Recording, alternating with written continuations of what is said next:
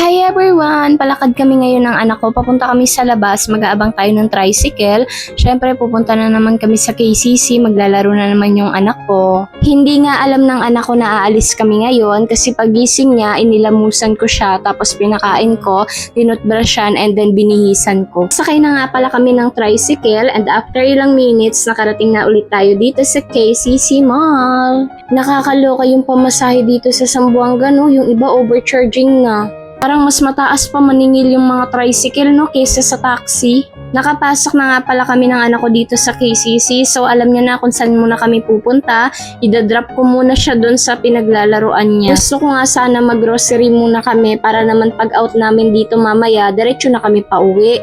Kaya lang ayaw ng anak ko, gusto niya talaga maglaro na muna siya bago ako mag-grocery, nakakaloka. Dating nga namin dito, kumuha agad ako ng form at nag-fill up ako para naman makapasok na siya. Isang mami nga ako nakasabayan, tapos dalawa yung ballpen, kaya sabi ko sa anak ko, umatras ka dito kasi magpi-fill up din sila para naman makapasok na rin sila, charot. Dating gawi, only ulit yung kinuha natin para hanggang mamayang gabi siya. At kita mo naman yung anak ko nung nakapasok na dito agad siya unang dumiretso, nagtalon-talon agad siya, ang saya-saya niya pag nandito talaga siya. Nagpaalam muna ako sa staff, sabi ko pakitingnan yung anak ko kasi lalabas muna ako dahil nakakaramdam na ako ng gutom, so maghahanap tayo ng food. Bumaba nga ako dito sa ground floor tapos binilan ko yung anak ko ng cotton candy. Medyo favorite niya kasi to. Syempre, kumain na rin muna ako ng siomay. Matapos na akong kumain ng siomay, bumili na rin ako ng cheese coin. Palagi akong bumibili nito kapag nandito kami sa KCC.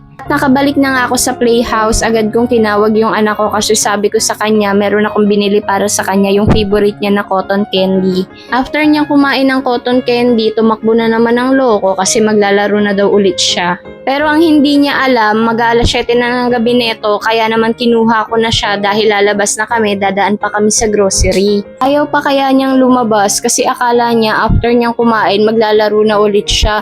Pero sabi ko kasi sa kanya, mag-aalas 7 na ng gabi, dadaan pa tayo sa grocery, baka gabihin tayo lalo. Pero ayaw niya talagang sumama sa akin, kaya naman sinabi ko na lang sa kanya, magwiwi lang tayo tapos magbalik tayo dito para lumabas siya kasi kapag hindi ko yun sinabi, hindi to lalabas. Pababa na nga rin pala kami kasi syempre doon tayo mag-grocery dahil sa ground floor ang grocery, ganon. Nandito na nga tayo, iniwan ko muna yung bag ng anak ko doon kasi kailangan daw i-baggage yun, hindi daw pwedeng dalhin. Mag-start na tayo mag-grocery. Una, kumuha muna yung anak ko ng basket, tapos kumuha rin ako ng magic sarap. Kumuha na rin tayo syempre ng butter. Buy one take one siya yata. I'm not sure. Basta magkadikit ganon. Syempre, kumuha ko ng favorite kong ubi jam. Paborito ko to eh. Sarap kasi. Ang arte ng baklang to.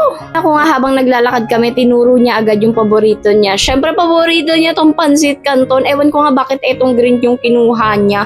Favorite niya yung maanghang. Pero ito yung kinuha niya. Hindi niya siguro napansin yung red. Sabi ko nga sa kanya, yung kunin niya yung red kasi yun yung favorite niya. Pero ito man yung kinuha niya, so go na lang. At after namin kumuha ng pansit canton niya, syempre kumuha rin tayo ng beef noodles. Ito naman, paborito naming dalawa to. Mas masarap kasi yung beef na spicy kesa sa yung blue, hindi ko yun masyadong bet. Pero ito, bet ko, ganun. Syempre, kumuha na rin kami ng madalas naming iniinom, yung birch tree, tas pinapapak, ganon. Kuha ko rin yung anak ko ng wings powder. Wings powder yung ginagamit ko. Tapos yung sa bar naman, kahit ano lang, kung ano lang yung makuha ko.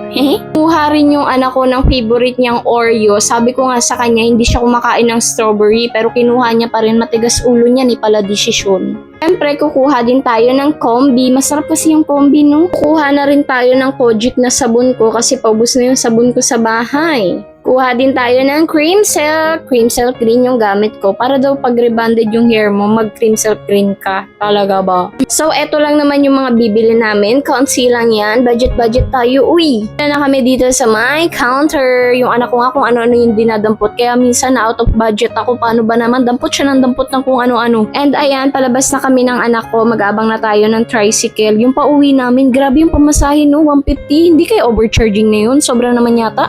KCC to tumaga lang naman, 150. So, yun lang naman. And thank you for watching. Bye-bye!